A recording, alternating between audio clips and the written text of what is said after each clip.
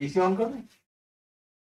नमस्कार बच्चों, मैं मनीष कुमार रैंकर्स एजुकेयर की तरफ से आप सभी लोगों का एक बार फिर से स्वागत करता हूं।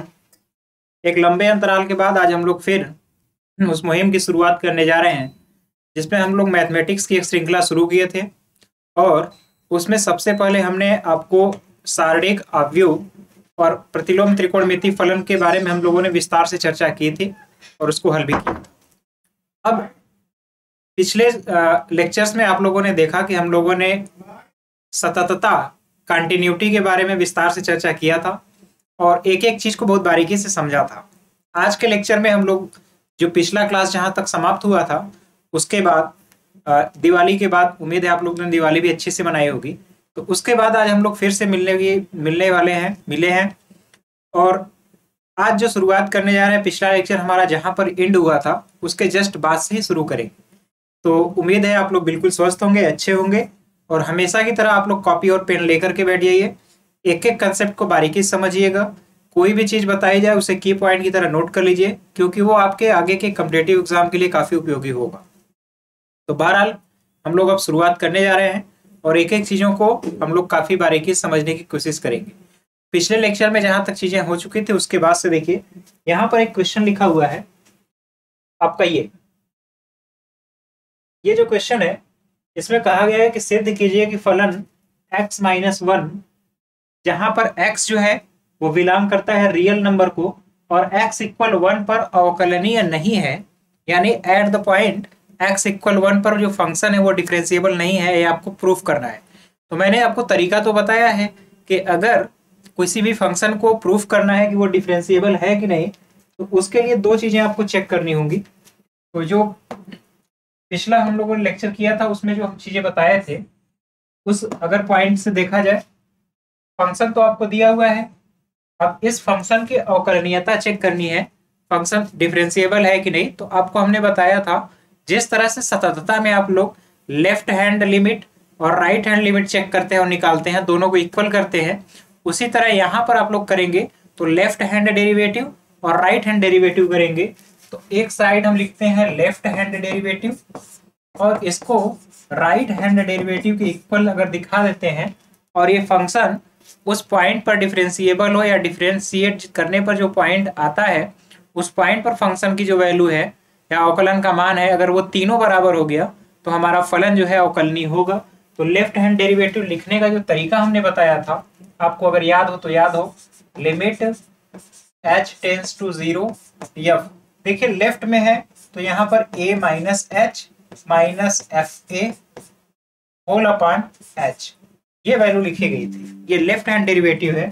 इसी तरह अगर आप राइट हैंड डेरिवेटिव लिखेंगे तो limit h tends to 0 f और यहाँ पर आप लिखेंगे a plus h minus f a whole upon h, ये वैल्यू है। ये दोनों वैल्यू आपको दिखाना है, आपको ये निकालना है कि ये इक्वल है या नहीं। इस फंक्शन को, जो फंक्शन आपका दिया हुआ है एफ एक्स, जिसको कि आप y भी लिख सकते हैं, y बराबर आप लिखते हैं मॉड x-1, ये आपका फंक्शन लिखा हुआ है। अगर इस फंक्शन का ग्राफ आप खींचेंगे तो ग्राफ से भी आप देखेंगे कि at the point x equal 1 पर ये फंक्शन डिफरेंशिएबल नहीं होगा। तो आइए पहले ग्राफ से समझते हैं। तो इसका जब ग्राफ आप खींचेंगे y बराबर x-1 का, तो देखिए x-1 पर इसकी रिवर्सिबिलिटी है, रिवर्स होगा, x इक्वल 1 यहाँ पर है। तो ये जो फंक्शन है, अगर y बराबर x रहता तो इस टाइप से फंक्शन वेरी करता और यहाँ से ये इस तरीके से जाएगा। तो ये जो ग्राफ आपको दिख रहा है ये कोई और ग्राफ नहीं है, ये y इक्वल मॉड x-1 का ग्राफ है। आप मॉड के ग्राफ को आप आसानी से समझिए, 11th में भी आप लोगों ने किया होगा, इस तरीके का ग्राफ आपको मिलेगा, मॉड y इक्वल इस टाइप का x-1 का जो मॉड है। अब इस ग्राफ में आप देखिए जिस पॉइंट की बात की जा रही है, अगर उस पॉइंट पर आप गौर करिए, ये पॉइंट आपको जो दिख रहा है x इक्वल 1, इस पॉइंट पर आप देखिए शार्प एज मिल रहा है। अब यहाँ पर बहुत सारे टेंजेंट ड्रा होंगे, एक टेंजेंट हुआ, दूसरा टेंजेंट हुआ, तीसरा हुआ, चौथा हुआ, यानी ये आपको जो पॉइंट मिल रहा है x इक्वल 1 पर, ये आपका कोई पॉइंट नहीं है बल्कि यह एक शार्प एज है। तो शार्प एज अगर है, तो शार्प एज अगर रहता है तो हमने पिछले लेक्चर में बताया था कि उस पॉइंट पर जो फंक्शन है वो अवकलनीय नहीं होगा, डिफरेंशिएबल नहीं होगा। तो इसलिए इस चीज को आपको ध्यान रखना है। अब आप यहाँ पर लेफ्ट और राइट डेरिवेटिव से भी देख सकते हैं, और हमने तो ग्राफ से बता दिया कि अवकलनी है भी नहीं। अब देखिए लेफ्ट हैंड और राइट हैंड डेरिवेटिव के लिए फंक्शन जो है आपका दिया हुआ है y इक्वल मॉड में x माइनस 1। तो यहाँ पर रखिएगा, तो जहां पर अब देखते हैं limit h tends to 0 f a minus h, यानी जहां जहां पर x है तो मॉड में जहां x है वहां पर x की जगह देखिए a माइनस एच, और a की वैल्यू आपकी है कितनी, a की वैल्यू 1 है, तो अब x की जगह लिखेंगे 1 माइनस एच, ये हुआ। और फिर पहले से ऑलरेडी -1 है, ये -1 हुआ, ये टोटल मॉड में है, ये हो गया एफ ए माइनस एच की वैल्यू, और माइनस एफ ए का मतलब ये है कि यहाँ पर वैल्यू जो रखनी है मॉड में 1 माइनस 1, ये वैल्यू हुआ होल अपॉन एच, ये आपका हो गया लेफ्ट हैंड डेरिवेटिव। इसी तरह से जब राइट हैंड डेरिवेटिव लिखेंगे तो limit h tends to 0 mod में a प्लस एच, जहां पर x है वहां पर 1 प्लस एच लिखेंगे, ये हुआ 1 प्लस एच एक्स की जगह। पिछले लेक्चर से भी आपको ये कंफर्म होगा, तो ये 1 प्लस एच हुआ, यहाँ पर ये जो पॉइंट आपको मिला 1 प्लस एच, और ये फिर -1 आपको इस तरीके से मिला, ये टोटल पॉइंट हो गया आपका एफ ए प्लस एच। और माइनस एफ पे लिखना है, तो माइनस एफ पे आप जानते हैं 1 माइनस 1 है, और होल अपान आप देखिए एच। आपको इस तरीके से दोनों साइड का जो वैल्यू है उस आप लोगों ने फंक्शन से जो दिया गया है वो लिख लिया। अब इसको थोड़ा सा सॉल्व करिए, देखेंगे आप यहाँ पर, तो लिमिट एच टेंडिंग टू 0, और यहाँ पर 1 और 1 तो कैंसिल हो रहा है, और मॉड में माइनस एच है, मॉड में माइनस एच है और अपान एच है। एक यहाँ पर थोड़ी सी हमसे गलती फिर देखिए हुआ है, आपको याद रखना है कि अपान में जब लेफ्ट डेरिवेटिव लिखा जाता है तो यहाँ माइनस एच रहता है, ये चीज आप ध्यान रखिएगा। लेफ्ट डेरिवेटिव जब करते हैं तो अपान में माइनस एच रहता है और यहाँ पर प्लस एच रहता है, यही थोड़ी सी बारीकी आपको ध्यान रखनी है। तो ये वैल्यू ऑलरेडी माइनस रहेगा। अब अगर हम राइट हैंड डेरिवेटिव को लिखें तो लिमिट एच टेंडिंग टू 0, और यहाँ पर आप ध्यान से देखिए 1 और 1 तो ऑलरेडी कैंसिल होगा, यहाँ पर देखिए ये वैल्यू तो 0 है इसलिए 0 में चला गया। यहाँ पर क्या लिखेंगे, ये 1 और 1 कैंसिल हुआ तो मॉड में एच होगा, मॉड में एच हुआ, और ये तो 0 है, होल अपॉन एच हुआ। अब आप ध्यान से देखेंगे तो मॉड एच जो है एच के बराबर हुआ, तो यहाँ एच अपॉन माइनस एच है, जबकि इस साइड अगर आप देखेंगे तो ये एच अपॉन एच है, ये कैंसिल आउट होगा, तो इधर जो वैल्यू आएगी आपकी राइट हैंड डेरिवेटिव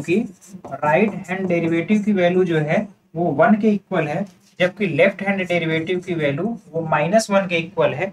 इसलिए लेफ्ट हैंड डेरिवेटिव और राइट हैंड डेरिवेटिव इक्वल नहीं हुआ।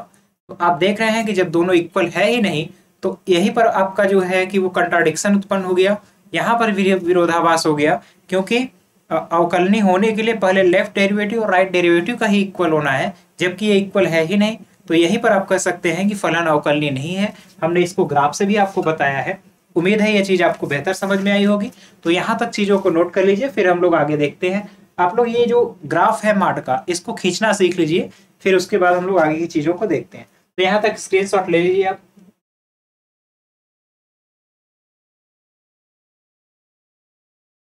देखिए अगला जो क्वेश्चन है आपका यहाँ पर है, ये भी बहुत अच्छा क्वेश्चन, इसीलिए हमने इसको लिखा हुआ है, क्योंकि ये जो फंक्शन, ये छोटे छोटे क्वेश्चन है आपके आगे जब आएंगे, आप लोग हायर स्टडी करेंगे तो उसमें ये काफी हेल्पफुल होंगे।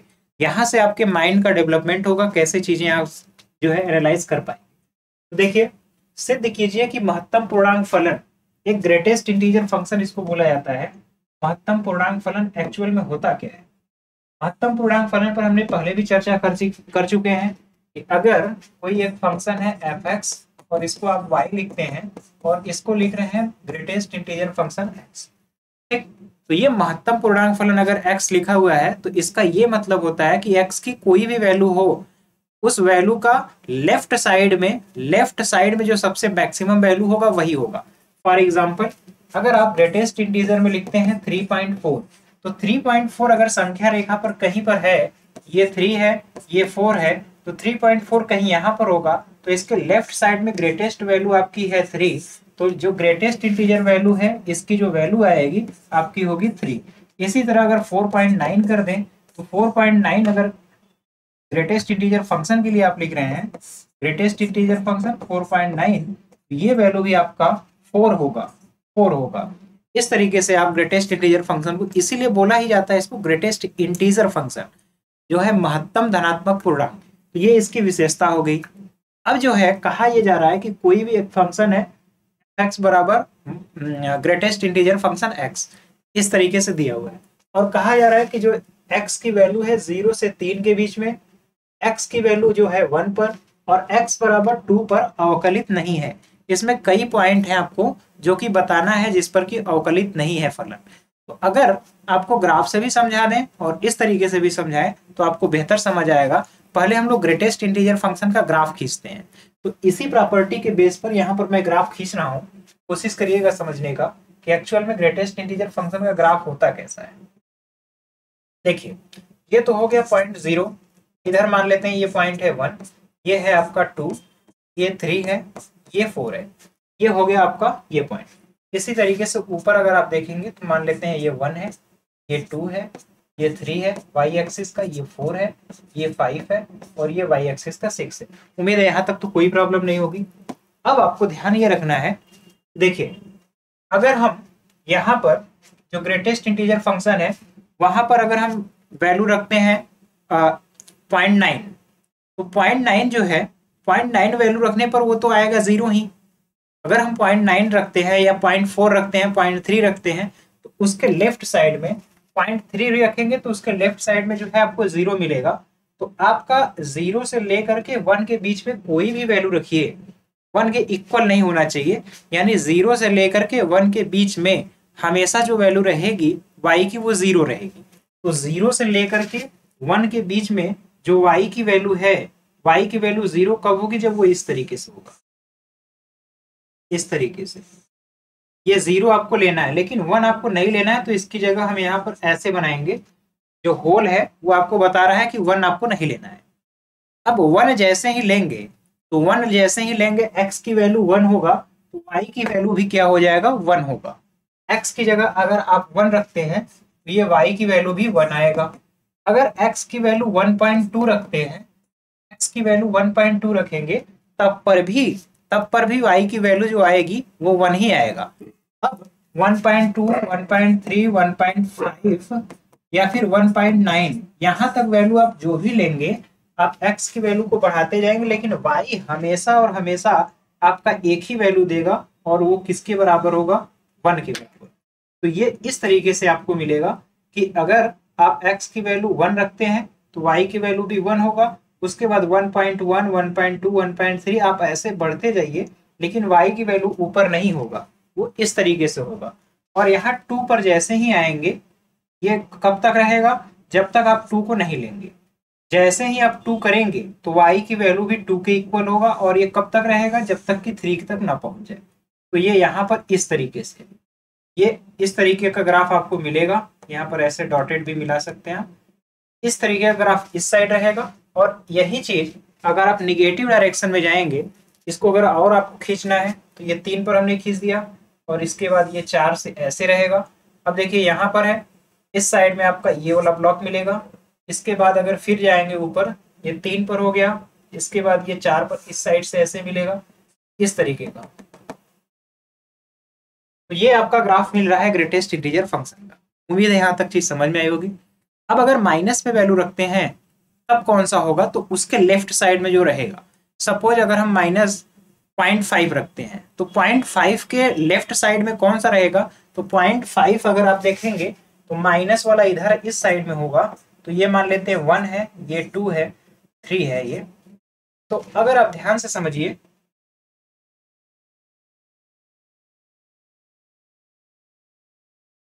ये है, ये आपका ये 0 है, ठीक है। अगर आप ध्यान से यहाँ समझिए तो ये अगर हम मान लेते हैं 1 है, ये 2 है, ये आपका 3 है।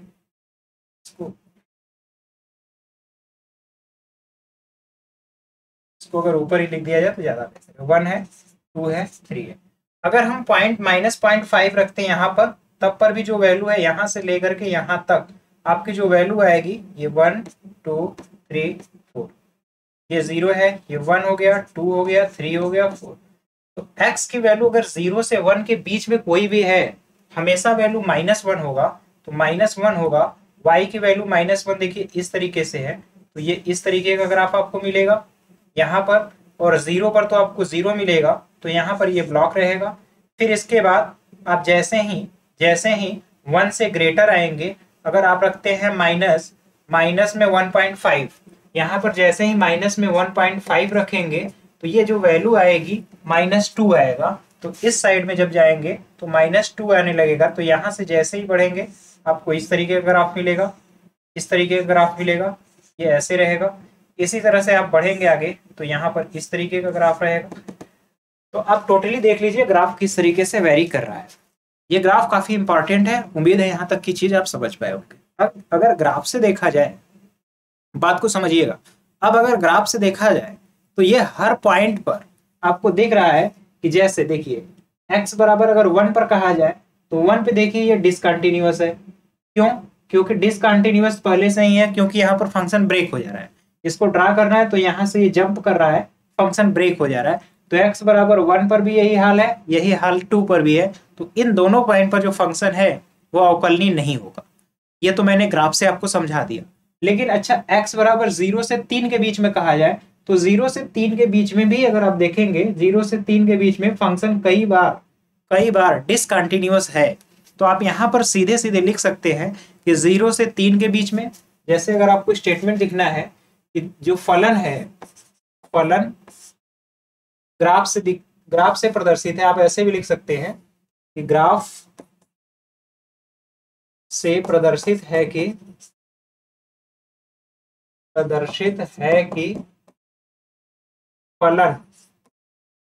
फलन x बराबर 1 तथा x बराबर 2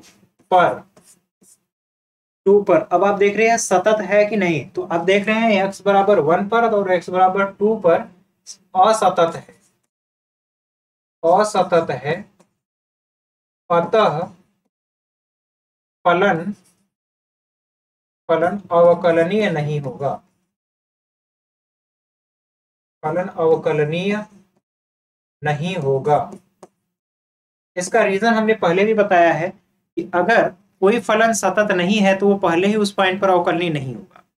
अब इसको आपका एक और काम है कि आप इसको जो फंडामेंटल तरीका है left hand derivative, right hand derivative, उस तरीके से आप खुद से करिएगा, क्योंकि वो आपका काम है। मैंने ग्राफ से बहुत अच्छे तरीके से समझाने का कोशिश किया है। इसी तरह से कहा गया है पॉइंट 0 से 3 के बीच में। तो आप देखिए अगर 0 से 3 के बीच की बात किया जाए तो आप 0 से 3 के बीच में देख रहे हैं ये फंक्शन यहाँ 0 से लेकर के 3 के बीच में कई बार डिसकंटिन्यूअस है। तो आप देख रहे हैं फंक्शन डिसकंटिन्यूअस हो गया तो अवकलनीय वहां पर भी नहीं होगा। तो आप ऐसे भी लिख सकते हैं कि जब x की वैल्यू 0 से 3 के बीच में है तो फलन के असतत होने के कारण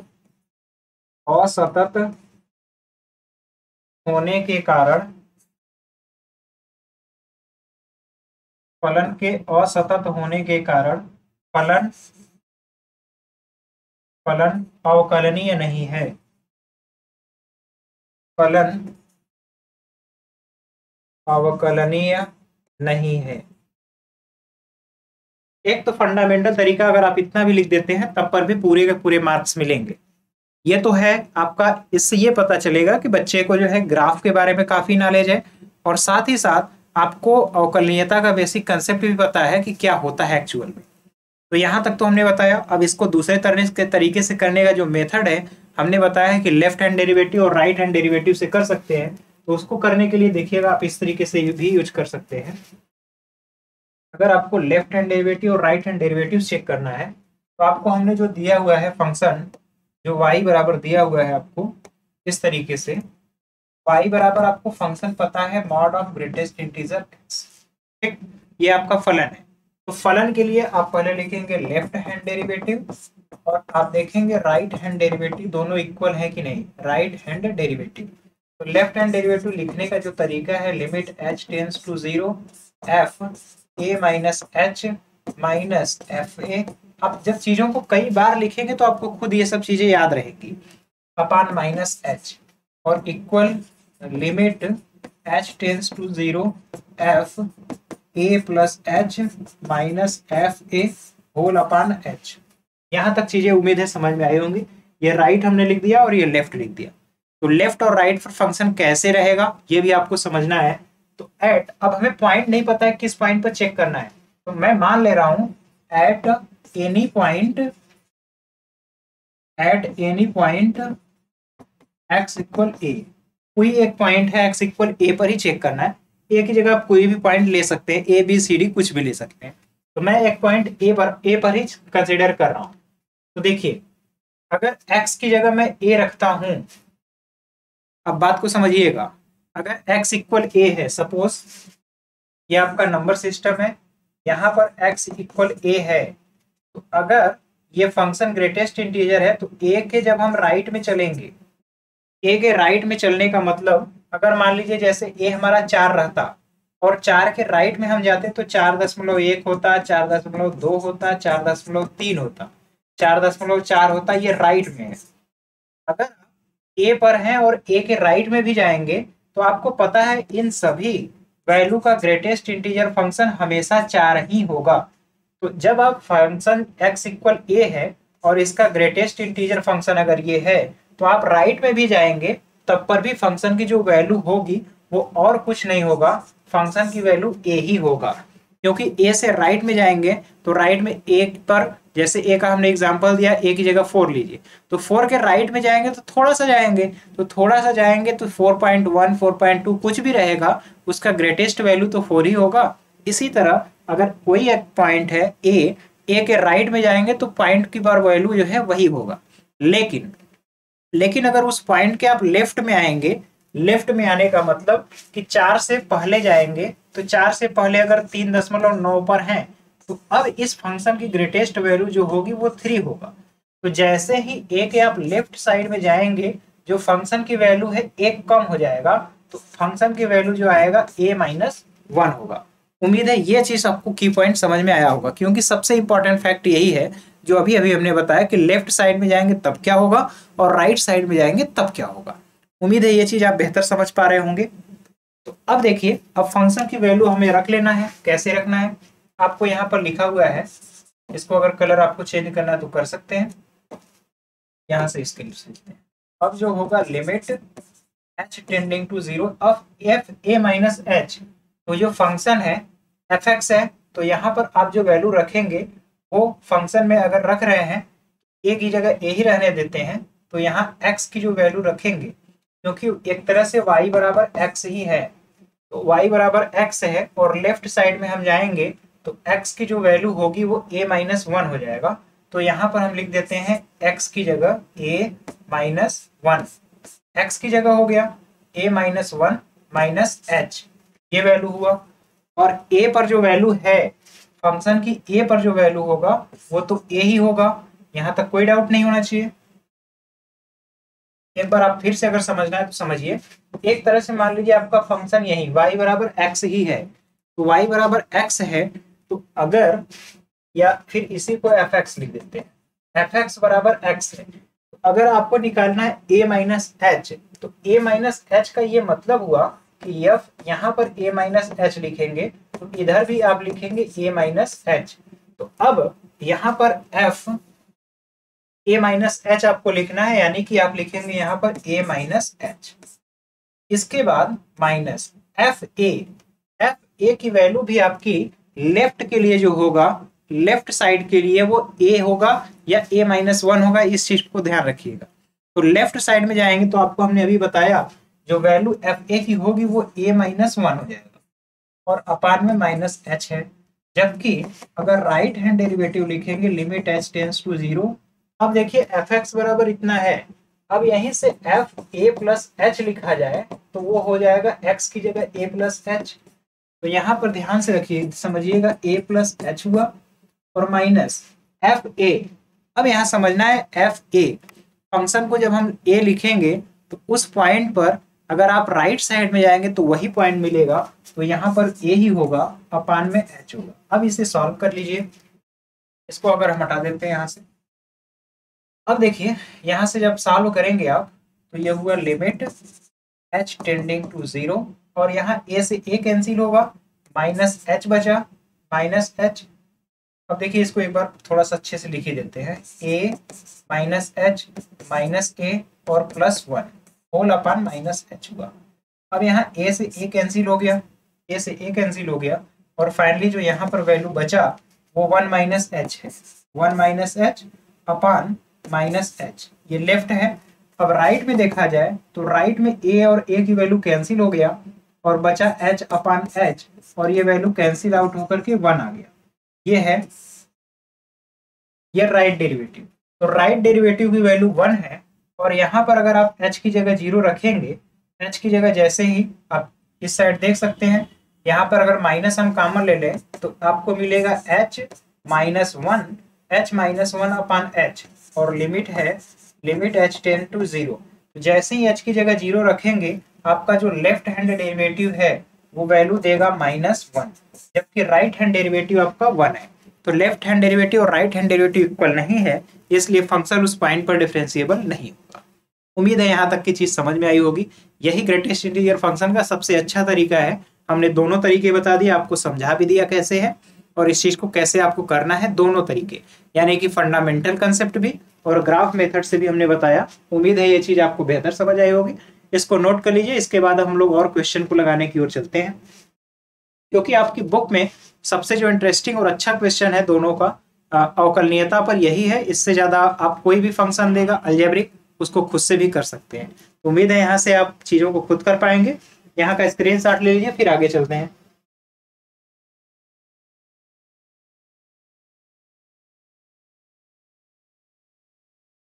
ये रहा क्वेश्चन आपका।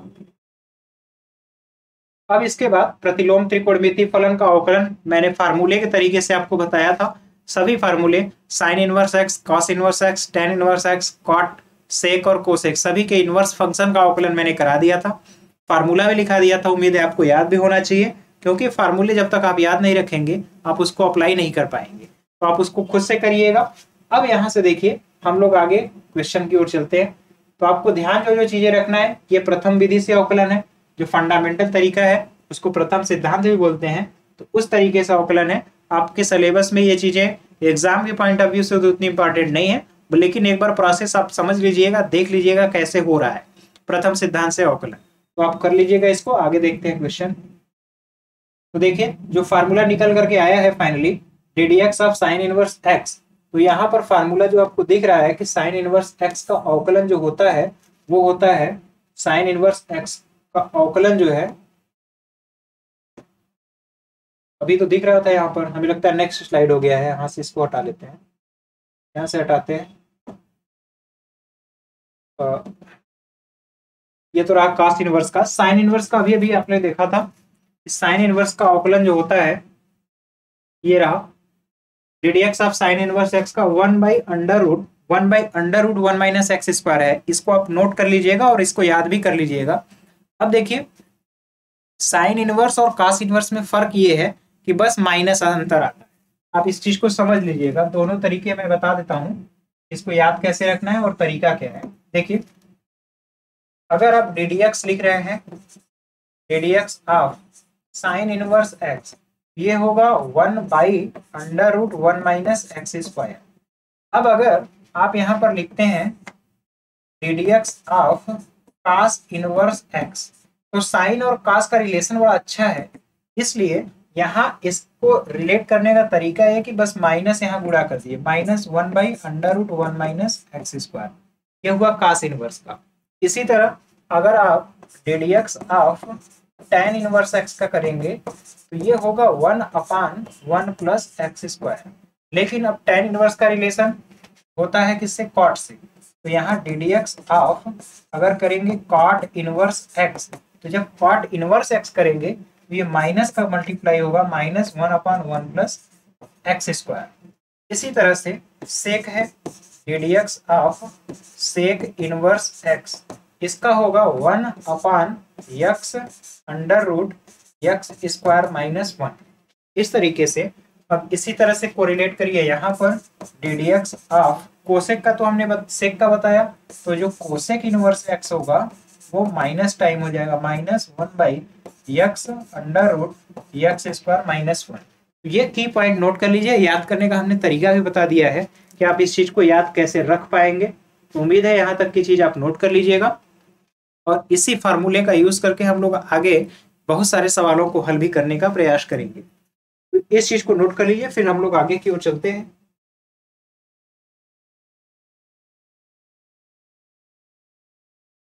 देखिए cos इनवर्स एक्स का जो फंक्शन है यहाँ पर माइनस यहाँ लगा हुआ है। अब इस चीज को ध्यान रखिएगा, ये माइनस आगे लगा हुआ है, माइनस ये टर्म है, ये माइनस है, इसके बाद की चीजें आगे हैं। इसी तरह tan इनवर्स एक्स का अभी भी हमने बता दिया। tan इनवर्स एक्स का देखिए 1 अपान है 1 प्लस एक्स स्क्वायर और cot इनवर्स का -1 टाइम्स है। अब देखिए निम्न फलनों का x के सापेक्ष अवकल गुणांक या अवकलन करिए। अब आपका देखिए तरीका क्या है, कैसे आपको करना है। एक तो फंडामेंटल तरीका भी इसका हम बताएंगे और उसके बाद और चीजों को आप कैसे बेहतर तरीके से करना है वो समझिएगा। देखिए एक एग्जांपल बड़ा अच्छा है। जो फार्मूला आप जानते हैं वो आप जानते हैं कि ddx ऑफ अगर cos इनवर्स x रहेगा तो उसको आप लिखते हैं -1 upon under root 1 minus x square, इस तरीके का। ये कब होता है? जब आपका cos इनवर्स के बाद x रहे, लेकिन आपका जो क्वेश्चन दिया गया है वहां तो x है नहीं cos इनवर्स के बाद। तो जो चीज x अगर नहीं है तो जो कुछ भी है उसको हम x मान लेंगे। और आपको हमने एक चीज और बताया है अवकलन में कि जिस चीज को आप मानेंगे x या t उसके अवकलन का गुणा आपको करना ही करना है। तो वही प्रोसेस यहाँ अपनाते हैं। तो देखिए आपका जो फंक्शन है वो है cos इनवर्स 2x अपान 5 है। अगर यहाँ पर ये है cos इनवर्स जो 2x अपान 5 है, अगर यहाँ पर केवल और केवल x रहता, केवल और केवल x रहता तो हम इतना लिख सकते थे। तो 2x अपान 5 को ही हम एक तरह से x मानेंगे। जो हमारा cos इनवर्स 2x अपान 5 है उसी को x मानेंगे। तो अगर उसको आप x मानते हैं तो ddx of cos inverse 2x अपान 5 आपसे कहा जा रहा है और इसको x मानते हैं तो फार्मूले से जो होगा -1 upon under root 1 minus x का स्क्वायर।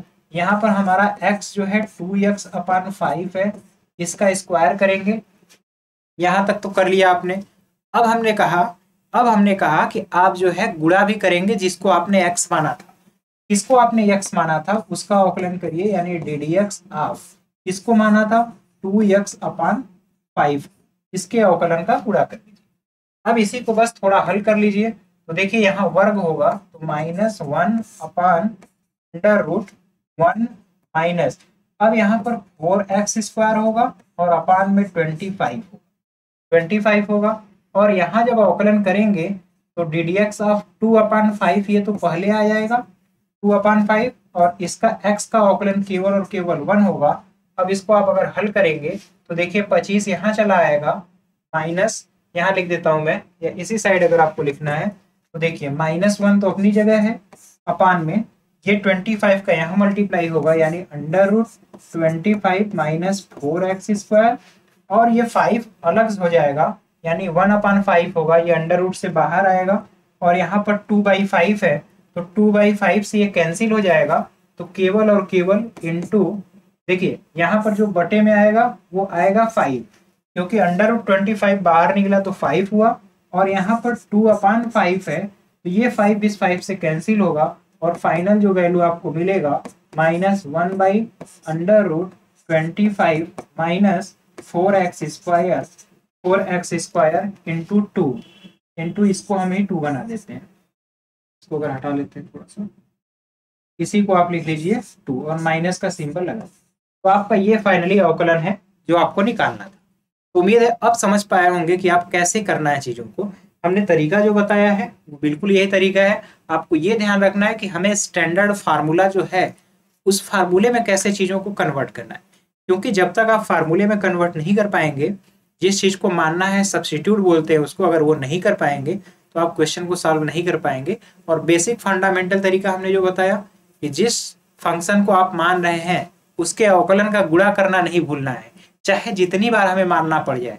हम उतनी बार लिखते हुए अवकलन का गुणा जरूर करेंगे उसका, नहीं तो हमारा फंक्शन वहां तक आपका सही अवकलन नहीं होगा। तो उम्मीद है यहाँ तक की चीज आप बेहतर समझ पाए होंगे। आप इसको नोट कर लीजिए, इसका स्क्रीनशॉट ले लीजिए, फिर हम लोग आगे की ओर चलते हैं।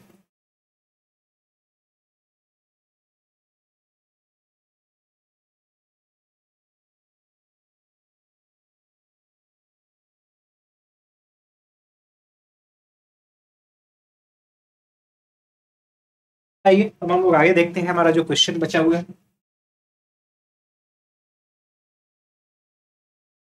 अब देखिए आपका जो फंक्शन लिखा हुआ है log tan इनवर्स x है। आपका जो फंक्शन है वो log है tan इनवर्स x है। अब देखिए आपके लिए जो फलन लिखा हुआ है y बराबर log है और बेस में तो e है, इसके बाद जो लिखा हुआ है वो tan इनवर्स x है। अब देखिए आपको जो फार्मूला याद है, फार्मूला याद कौन सा है? आपको फार्मूला पता है ddx ऑफ log x, और यहाँ बेस में e रहता है तो आप लिखते हैं 1/x। ये फार्मूला आपको याद है। अब आप फार्मूले को देख करके बताइए कि इसमें किस चीज को x मान लेना चाहिए या t मानना चाहिए, जिससे हमारा फंक्शन जो है ओरिजिनल फार्मूले में कन्वर्ट हो जाए। तो आप देख रहे हैं यहाँ ओरिजिनल फार्मूले में कन्वर्ट करने के लिए tan इनवर्स x को हम मानेंगे t। तो जैसे ही tan इनवर्स x को t मानेंगे आपका फंडामेंटल फार्मूले में कन्वर्ट हो जाएगा। और आप देखिए कैसे लिखेंगे। तो अगर मान लिया हमने tan इनवर्स x को t मानेंगे तो यहाँ लिखेंगे dy/dx बराबर, ये बना log x का। तो log x का अवकलन क्या होता है? 1/x। x आपको ने किसको माना है? ये tan इनवर्स x को। यहाँ तक तो log x का हो गया। अब हमने बताया कि जिस चीज को, जिस फंक्शन को आपने t या x माना है उसके अवकलन का आपको गुणा करना है। अब यहाँ फिर लिखेंगे ddx ऑफ, किसको आपने माना था? tan इनवर्स x को। यहाँ लिखेंगे tan इनवर्स। अब आप देखिए यहाँ पर 1/, ये हुआ tan inverse x into ddx of tan inverse x जो होगा वो होगा 1/1 प्लस एक्स स्क्वायर। तो फाइनली आपका जो है ये dy/dx जो फंक्शन का अवकलन आपका आएगा वो ये होगा। उम्मीद है यहाँ तक की चीजें इस क्वेश्चन से भी आप बेहतर समझ पाए होंगे। देखिए आपकी बुक से हमने कुछ सिलेक्टेड क्वेश्चन को लिया है, बहुत सारे क्वेश्चन आपके लिए छोड़ दिया है, आप वहां से भी करिएगा खुद से भी। बहरहाल इसको आप लोग करने का प्रयास खुद करिएगा, क्योंकि जितना ज़्यादा आप करेंगे यहाँ से कंसेप्ट को ही बस सीखिए और खुद से करने का प्रयास करिए। क्योंकि जब तक आप खुद से नहीं करेंगे कंसेप्ट में कहाँ पर क्लियरिटी या कहाँ प्रॉब्लम होती है आप समझ नहीं पाएंगे। तो ज़्यादा से ज़्यादा यहाँ से सीखने के बाद खुद से करने का बेहतर प्रयास करिए। तो उम्मीद है यहाँ तक चीज़ आपको अच्छे से तरीके से समझ आया होगा। यहाँ नोट कर लीजिए, फिर हम लोग आगे की ओर चलते हैं।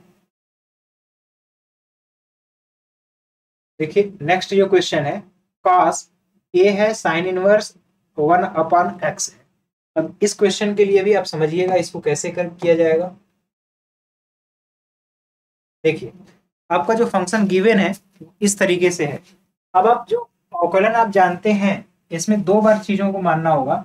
एक बार तो आप अवकलन जानते हैं ddx ऑफ cos x का, cos x का अवकलन आप जानते हैं माइनस sin x, और ddx of sin inverse x का आप जानते हैं 1/√1 माइनस स्क्वायर। ये दो फार्मूले जो है हमारे काम के आएंगे। इन दोनों फार्मूले की सहायता से देखिए अब यहाँ है क्या आपका एक तरह से y बराबर जो दिया हुआ है वो है cos, ब्रैकेट में है फिर cos a है, और ये sin इनवर्स है, sin इनवर्स है 1/, इस तरीके से।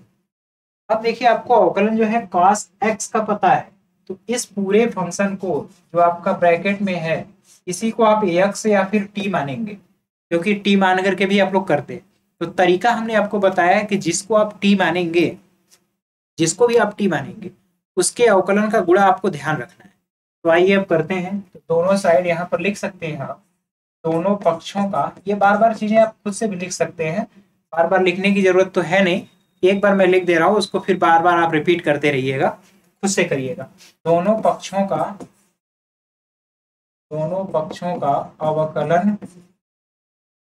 अवकलन करने पर दोनों पक्षों का अवकलन करने पर, तो देखिए अवकलन करने पर होगा क्या, तो इस साइड जो लिखेंगे वो लिखेंगे d y upon d x बराबर cos एक्स का माइनस साइन, और x की जगह जो आप लिखेंगे वो लिखेंगे a sine inverse 1 upon x. ये आपका हुआ cos इनवर्स, ये पूरा पूरा फंक्शन हो गया। अब आपने जिसको माना है उसका अवकलन करिए, तो into D d x of, आपने किसको x माना था पूरा ब्रैकेट के अंदर, a sine inverse 1 upon x, ये आपका हुआ। अब इधर वाला जो फंक्शन है उसको ऐसे ही लिख लीजिए, माइनस साइन ए इन इनवर्स 1 अपॉन एक्स इनटू, अब D d x of A sine inverse 1/x। अब इस पूरे फंक्शन में a जो है वो गुणा के रूप में है, तो वो साइड से बाहर आ जाएगा, उसको साइड से अगर बाहर लिखेंगे तो a हमने लिख दिया इनटू। अब आपका जो बचा है साइन इनवर्स 1 अपॉन एक्स का, साइन इनवर्स x का फार्मूला है, तो इस बार 1 अपॉन एक्स को आप t मानेंगे, इस बार जो है 1 अपॉन एक्स जो है इसको आप t या x मानेंगे। ये तो बाहर आ गया, साइन इनवर्स x का फंक्शन का अवकलन 1 by under root 1 minus x square जिसको आपने माना है 1 अपॉन एक्स का स्क्वायर, ये हुआ D x of sine inverse x का। इसके बाद फिर आपने किसको t माना है 1 अपॉन एक्स का, तो D d x of 1 upon x, इस तरीके से होगा। अब इसको जो है कि थोड़ा सिस्टमेटिक वे में लिख लीजिए, तो ये होगा माइनस ए साइन इनवर्स 1 अपॉन एक्स, ये हुआ। इसके बाद अब यहाँ इसको सिंप्लीफाई करेंगे तो एक्स स्क्वायर का मल्टीप्लाई यहाँ होगा, और एक्स बाहर ऊपर हम गुणा कर देते हैं, x upon under root x square minus 1, क्योंकि ये अंडर रूट से बाहर आया तो उसको ऊपर हमने लिख लिया, और यहाँ एक्स स्क्वायर माइनस 1। अब इसके बाद यहाँ हम इनटू में है D d x of 1 upon x, 1/x का अवकलन का ये मतलब है, यहाँ पर समझ लीजिए कि डी डी एक्स ऑफ, एक तरह से आप कर रहे हैं x के पावर -1, क्योंकि 1 अपॉन एक्स का जो मतलब होता है ऊपर ले जाएंगे तो x के पावर -1, तो पावर आगे आता है -1 और पावर में एक की कमी होती है तो -2, यानी -1 अपॉन एक्स स्क्वायर। आप इसको याद भी रख सकते हैं, तो sine d d x of 1 upon x का माइनस होगा, तो माइनस और माइनस प्लस हो गया, और 1 अपॉन एक्स का स्क्वायर। अब यहाँ से एक x से ये वाली वैल्यू कैंसिल होगी, केवल x बचेगा। तो जो फाइनल रिजल्ट है मैं उसको यहाँ पर लिख दे रहा हूँ, जो फाइनल रिजल्ट होगा a है साइन a। अब इसके बाद साइन इनवर्स 1 अपॉन एक्स हुआ, साइन इनवर्स 1 अपॉन एक्स। अब यहाँ से x जो बचा हुआ है उसको मैं यहाँ पर अपान में लिख देता हूँ, अपान में यहाँ पर केवल फिर से ही लिख दीजिए अच्छे से, बस इसी को सिस्टमेटिक वे में आपको लिख देना है। सिस्टमेटिक वे में जब आप लिखेंगे, सब कलर अगर चेंज करना है, देखिए क्या क्या होगा, a है अपॉन x लिखना है तो यहाँ से ये वाला x लिख लीजिए। अब बचा जो साइन ब्रैकेट में a sine inverse 1 upon x, ये हुआ, और यहाँ पर 1 बाई अंडर रूट ये कैंसिल है, आप इसको 4 ना समझिएगा, एक्स स्क्वायर और -1, तो फाइनल आपका ये रिजल्ट होगा। उम्मीद है ये भी क्वेश्चन आपको अच्छी तरीके से समझ में आया होगा। इसी तरीके से सभी प्रश्न को आपको बहुत बारीकी से एक एक चीज को ध्यान में रख करके करिए। देखिए इस फंक्शन में कई बार आपको टी मानना था, एक बार आपने पूरे फंक्शन को ही टी माना, उसके बाद फिर इस साइन इनवर्स वाले को, ये कांस्टेंट था बाहर हुआ, एक बार फिर आपने 1 अपॉन एक्स को भी टी माना है। इस तरीके से कई बार आपको टी मान करके भी अवकलन करने की जरूरत पड़ेगी। तो यहाँ तक चीजों को नोट कर लीजिए, फिर हम लोग अगला क्वेश्चन देखते हैं। आप लोग जहां कहीं पर भी प्रॉब्लम हो या कोई भी सजेशन हो तो आप हमें कमेंट बॉक्स में कमेंट भी कर सकते हैं, उस कमेंट के बेसिस पर इसमें इम्प्रूवमेंट भी लाया जा सकता है कि कहाँ पर कमी है या क्या और प्रयास बेहतर करना चाहिए। तो ये चीज नोट करिए, फिर हम लोग अगला क्वेश्चन देखते हैं। अब देखिए ये आपका है tan inverse sine plus cos x whole upon sine plus cos x whole upon cos x minus sine x. इस क्वेश्चन को अगर आपको हल करना है तो इसका तरीका हमने पहले भी बताया है आपको, अगर याद हो तो। आपको जानते हैं इस तरह का फंक्शन अगर tan इनवर्स में है तो पहले इसको सिंप्लीफाई कर लेते हैं। देखिए अगर हमने इसको मान लिया है कि ये आपका y के बराबर है, y बराबर टेन इनवर्स इतना है। अब इसको सिंप्लीफाई करेंगे तो y बराबर आपने लिखा है क्या, टेन इनवर्स ब्रैकेट में जो है sine x plus cos x है, x plus cos x whole upon cos x minus sine x, cos x minus x. अब इसी का आपको अवकलन करना है। अब आप ये सोचिए, आपको यहाँ एक फार्मूला बनाना है और वो फार्मूला कौन सा होगा, टेन ए प्लस बी का होगा। क्यों होगा, क्योंकि वही बनाएंगे तभी टेन इनवर्स और टेन आपस में कैंसिल होगा। अब यहाँ टेन ए प्लस बी का फार्मूला बनाना है तो आप जानते हैं टेन ए प्लस बी में टेन ए प्लस टेन बी बटे वन माइनस, आप ध्यान से देखिए, अगर आपको लिख दिया जाए टेन ए प्लस बी, ये फार्मूले हम शुरू में भी आपको जब प्रतिलोम त्रिकोणमिति फलन पढ़ाया जा रहा था तब भी कराया था। क्यों कराया था, वो इसीलिए कराया था क्योंकि आपको आगे इस चीज का काफी यूज रहेगा। तो अब इसको अगर आपको लिखना है टेन ए प्लस बी बराबर, तो होता है टेन ए plus tan B whole upon one minus tan ए टेन बी। तो ये आपका है पूरा ओरिजिनल फंक्शन का फार्मूला। अब हमें यहाँ वन बनाना है तो कॉस से ऊपर नीचे भाग दे देंगे तो ये बनेगा क्या, टेन इनवर्स। अब देखिए कॉस से इसमें भाग देंगे तो टेन एक्स होगा और यहाँ पर वन होगा और होल अपॉन यहाँ पर वन हुआ और माइनस और ये टेन एक्स हो गया। उम्मीद है यहाँ तक तो कोई दिक्कत नहीं होगा। अब जो वन है यहाँ पर टेन एक्स में भी हम वन का मल्टीप्लाई लिख सकते हैं और ये तो माइनस पहले से ही है। अब यहाँ वन की जगह मैं टेन पाई बाई फोर भी तो लिख सकता हूँ, आपको पहले भी तरीका पता होगा, कई बार हमने इसको स्टैंडर्ड फॉर्म में कन्वर्ट किया है। तो टेन इनवर्स, अब यहाँ पर tan A plus tan pi by four whole upon one minus tan pi by four into tan x. अब देखिए ब्रैकेट में एक फार्मूला बना टेन ए प्लस टेन बी बटे वन माइनस टेन ए टेन बी। ये फाइनली आपका जो फंक्शन बना टेन इनवर्स और ब्रैकेट में टेन ए प्लस बी यानी एक्स प्लस और ये हुआ पाई बाई फोर। उम्मीद है यहाँ तक आपको बेहतर समझ में आया होगा, यहाँ तक तो कोई समस्या नहीं है।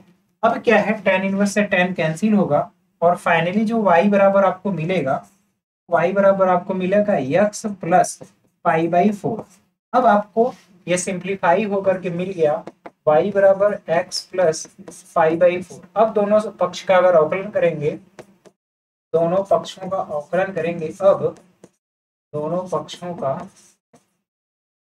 अवकलन, अब अगर आप अवकलन करेंगे तो यहाँ अवकलन करेंगे तो ये हुआ d y upon d x और केवल यहाँ पर x है तो अवकलन वन होगा, इसका अवकलन जीरो होगा। तो इस तरीके से आप यहाँ तक चीजों को कर सकते हैं। ये तो एक बेसिक तरीका था जो कि आप सिंप्लीफाई करके कर सकते हैं। अगर आप इस पूरे फंक्शन को ही x मान करके करेंगे तो टेन इनवर्स x के फार्मूले से करेंगे, फिर उसके बाद इस पूरे फंक्शन का अवकलन करेंगे। आप खुद से उस प्रोसेस से उसको लंबा, वो लॉन्ग मेथड है, उस लॉन्ग मेथड से भी करिएगा, आपका यही सेम रिजल्ट आएगा। तो आपको होमवर्क के तौर पे मैं उसे छोड़ दे रहा हूँ। आपको जो ट्रिकी और बेसिक तरीका था जो आपको एडजस्ट करके करना था, उस फॉर्मेट में चेंज करना था, उस चीज को हमने अच्छे से कराया है। उम्मीद है ये चीज आपको बेहतर समझ में आया होगा। तो यहाँ तक चीजों को नोट करिएगा। और इस टाइप का जो अभी भी फंक्शन हमने कराया, ये काफी इंपॉर्टेंट टाइप का फंक्शन है, क्योंकि इसे जब तक आप सिंप्लीफाई फॉर्म कर लेंगे तो आप आसानी से अवकलन कर पाएंगे। नहीं तो आप एक बार उस मेथड से करके देखिएगा, आपका कितना टाइम स्पेंड होगा, ज्यादा टाइम लगेगा। तो टाइम को बचाने के लिए और सहूलियत के लिए हमें ये सब चीजें आनी चाहिए। तो यहाँ तक चीजों को नोट करिएगा। फिर हम लोग अगला क्वेश्चन देखते हैं।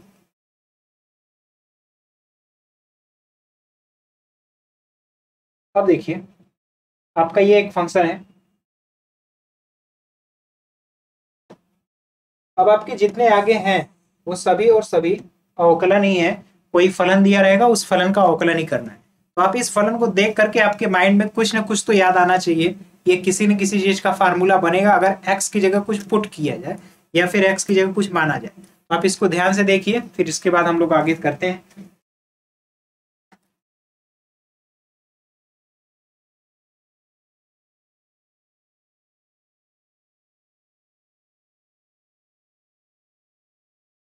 अब देखिए इस चीज को अगर आप ध्यान से समझेंगे और करेंगे, आपको पता होगा यहाँ पर अगर मान लेते हैं कि y बराबर जो फंक्शन है वह है साइन इनवर्स। अब जो ब्रैकेट में चीज है वो है 1 माइनस एक्स स्क्वायर और whole upon 1 plus x square. ये आपका फंक्शन है। और x की वैल्यू कहाँ से कहाँ तक है? x की जो वैल्यू है वो 0 से तो बड़ा है और 1 से छोटा है, इस तरीके से कहा जाए। अब आप इस चीज को समझिएगा, यहाँ पर एक फार्मूला बनता है 1 माइनस टेन स्क्वायर थीटा बटे 1 प्लस टेन स्क्वायर थीटा। अगर आपको अच्छे से याद हो तो ये फार्मूला जो बनता है वो साइन 2 थीटा का फार्मूला है, साइन 2 थीटा का या साइन 2a का फार्मूला। देख लीजिए कैसे। अगर 1 माइनस एक्स की जगह साइन थीटा रखेंगे, sorry tan theta, 1 minus ten square theta बटे 1 प्लस टेन स्क्वायर थीटा, और 1 प्लस टेन स्क्वायर आप जानते हैं ये बनता है सेक स्क्वायर थीटा।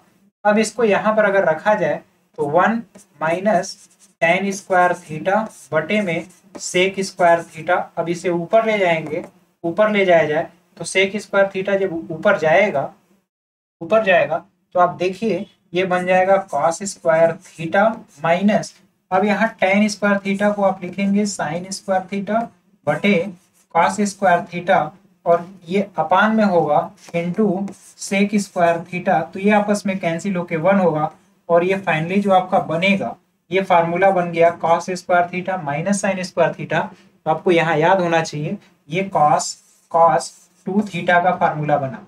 तो अब अगर यहाँ पर x की जगह हम मान लेते हैं कि x बराबर हमने मान लिया टेन थीटा, ये आपको सपोज या फिर फार्मूले को देख करके ही समझना चाहिए। अब फार्मूला में आपने मान लिया x बराबर टेन थीटा, तो जो बना आपका फंक्शन वो बनेगा y बराबर साइन इनवर्स 1 माइनस एक्स की जगह रखेंगे तो 1 माइनस टेन स्क्वायर थीटा बटे 1 प्लस टेन स्क्वायर थीटा। और अब जो ब्रैकेट के अंदर की वैल्यू है अगर उसको ध्यान से देखें तो आपने सॉल्व किया तो ये आया क्या है, y बराबर साइन इनवर्स, ये आया है cos 2 थीटा। अब देखिए, अब ध्यान ये रखना है कि आपने चीजों को तो ऐसे कर लिया, अब साइन इनवर्स और cos आपस में कैंसिल कैसे होगा? तो कैंसिल होने के तरीके के लिए एक ही चीज है कि इसको साइन इनवर्स ये है, अब यहाँ भी साइन बनाना है तो यहाँ हम लिख देते हैं sine 90 minus theta. Sine 90 minus theta आप जानते हैं कॉस थीटा होता है। अब यहाँ से ये दोनों वैल्यू कैंसिल आउट होगा, तो जैसे ही ये दोनों वैल्यू कैंसिल आउट होगा आप देख रहे हैं कि वैल्यू जो है 2 पाई बाई 2 माइनस 2 थीटा हुआ। इस साइड से ये वैल्यू हटा लेते हैं, यहाँ से आप इसको नोट करना चाहें तो कर भी सकते थे। अब देखिए फाइनल हमारा जो मिला वो y बराबर साइन इनवर्स साइन कैंसिल हो गया तो पाई बाई 2 माइनस 2 थीटा हुआ। अब अवकलन करेंगे, अब यहाँ से आप थीटा की जगह जो लिखना चाहें तो थीटा बराबर टेन इनवर्स x भी लिख सकते हैं। अब ये वैल्यू आप यहाँ पर पुट करिए तो आपका फाइनली मिलेगा y बराबर pi by 2 minus 2 into theta की जगह वहां से आप देखेंगे तो आपको मिलेगा टेन इनवर्स x। अब अगर आप अवकलन करेंगे तो ये हुआ dy अपॉन dx, ये कांस्टेंट है इसका अवकलन 0 हो गया, और माइनस 2 तो पहले से है, टेन इनवर्स x का अवकलन 1 अपॉन 1 प्लस एक्स स्क्वायर। तो फाइनली जो आपका अवकलन होगा minus 2 upon 1 plus x square. ये फाइनल आपका रिजल्ट होगा जो दिया गया फंक्शन है उसके अवकलन करने का। उम्मीद है यहाँ तक की चीज समझ में आई होगी। तो आप यहाँ समझ पाए होंगे कि कैसे हम किसी चीज को, किसी भी क्वेश्चन को कितनी बारीकी से तभी हल कर पा रहे हैं जब हमें पहले का सभी फार्मूला, जो आपको जैसे ट्रिग्नोमेट्री का जितना भी फार्मूला है, अगर आपके वो कंठस्थ है चीजें, वो आपको याद है या पता है, तभी आप ये सारे क्वेश्चन को कर पाएंगे। नहीं तो अगर इस क्वेश्चन को आपको उसी फॉर्म में करना होता, उस फॉर्म में करना होता, तो आप देख सकते हैं ये कितना ज्यादा कॉम्प्लिकेटेड होता। अगर इसी पूरे को x मान करके करना है, एक बार आप खुद से करिए, फिर समझ में आएगा आपको कि फंक्शन के फार्मूले की कितनी इंपॉर्टेंस है, फार्मूले की सहायता से सवाल या क्वेश्चन कितनी आसानी से हल हो जाते हैं। तो जब तक आप इस चीज को नहीं करेंगे, सवाल को नहीं कर पाएंगे, आप चीजों को बार बार रिवाइज करते हुए, आपको फार्मूले तो कंसेप्ट होने चाहिए, क्योंकि फार्मूले ही मैथमेटिक्स के आपके अस्त्र शस्त्र हैं। जब तक उसे नहीं आप पास रखेंगे या समझेंगे, तब तक आपका क्वेश्चन जो है काफी लेंदी भी हो सकता है, टाइम टेकन भी हो सकता है। तो इस तरीके से आपको क्वेश्चन को देखते ही ये समझ में आना चाहिए कि हमें सब्स्टिट्यूट क्या करना है, क्या चीज मानना चाहिए, किस फॉर्म में कन्वर्ट होगा। तो ये सब सारी चीजें हैं।